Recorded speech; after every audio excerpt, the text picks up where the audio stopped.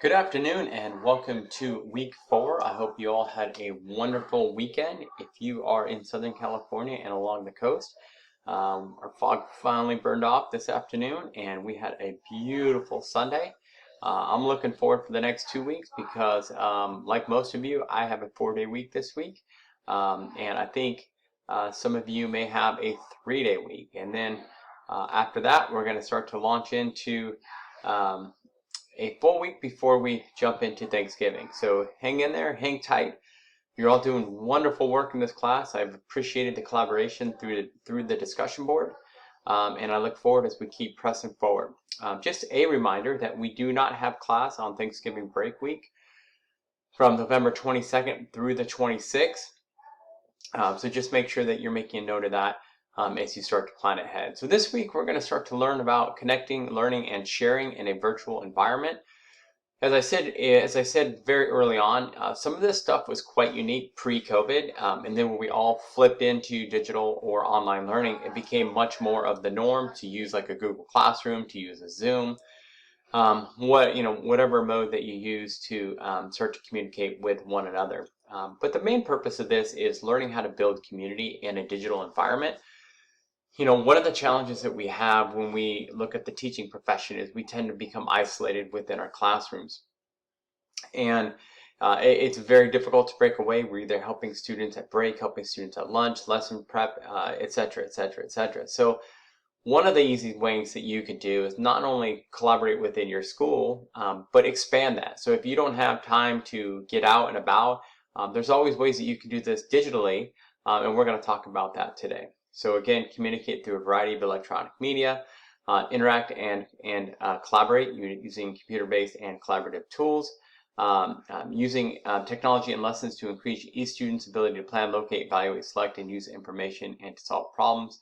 And then the one that we're really going to focus on this week is to create a professional learning network. So as we go through, you have a variety of readings from which to get to today. And as the first one I talked about, one of the worst things we can do as an educator is to isolate ourselves. And then, oftentimes we have a propensity to, when we do get together, to kind of talk about some of the negatives. So I'm going to encourage you as you go about this project, to really look at how you can expand and to really, make your teaching practice even more engaging than it probably already is. And really start to look at some of those fresh new ideas as you keep moving forward with this school year. So I have a variety of websites for you to peruse. One is Q.org. Q is an organization called Computer Using Educators. I've had the chance to go to their conference in Palm Springs. Very, very, very forward thinking. But if your school is not willing to pay for that, many opportunities virtually, and a lot of them are for free, that you can engage in on your own. Also, the Orange County Department of Education, wonderful resource. A lot of resources. I know looking at a few of you in this class are actually in Los Angeles County. The Los Angeles County Office of Education, also wonderful tools and resources, and I highly encourage you to look at those calendars as well. There's also the Discovery Educator Network, as well as some other podcasts and blogs here for you to view.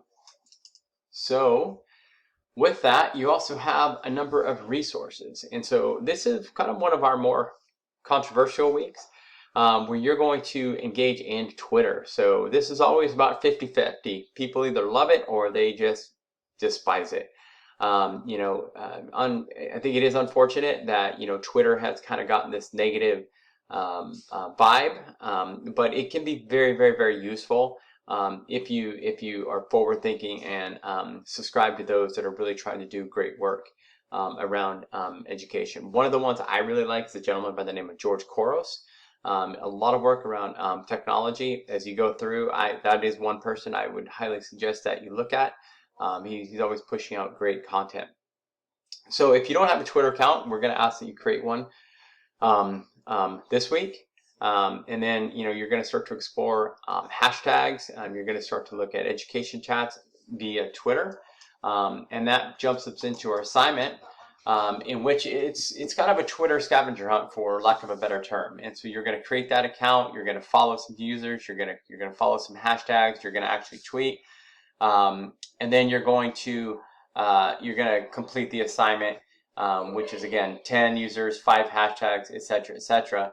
And then the part 2 of that, again, is where you're going to start to engage in some of that education dialogue. So make sure that you're looking here, because this is, as I said before, it's more of a scavenger hunt type assignment. Make sure you're looking at all the requirements, and then how you're going to submit it is you're going to submit it using screenshots in a Word doc. Okay, so make sure that you're understanding exactly and follow all these steps, and then at the end of the day, you're going to be taking some screenshots of what you're doing on Twitter, and then you're going to submit it. Okay, so make sure you're looking, again, backwards mapping. This will follow you exactly what you need to do for the assignment. And then as we look into the discussion board, again, you're going to choose the hashtag for your peers to follow. Why did you choose it? How do you think it would be beneficial? And then you're going to post your initial response by Thursday or Sunday. I'm sorry, Thursday and Sunday. And then last but not least, we have our Christian message, which is Philippians and Thessalonians. Throughout the Bible, we see instructions to encourage one another in verses that are meant to encourage us. Why is encouragement emphasized in the Bible? Primarily because encouragement is necessary to walk our walk of faith. And as I said before, with Twitter, it's about 50-50. People either love it or they just can't stand it. And that's because, there are things on there which are not encouraging, which they are putting other people down, where they're just not being kind to others. So I would encourage you to kind of deflect from some of those and really start to pour in what are some of those encouraging things that you can be looking at. Again, this is more for you to engage and start to learn from others within your field, in a virtual world, and there's tons of resources out there. As always, any question, please email me. I try to get back to you as soon as possible. And with that, have a wonderful and blessed week. Thank you.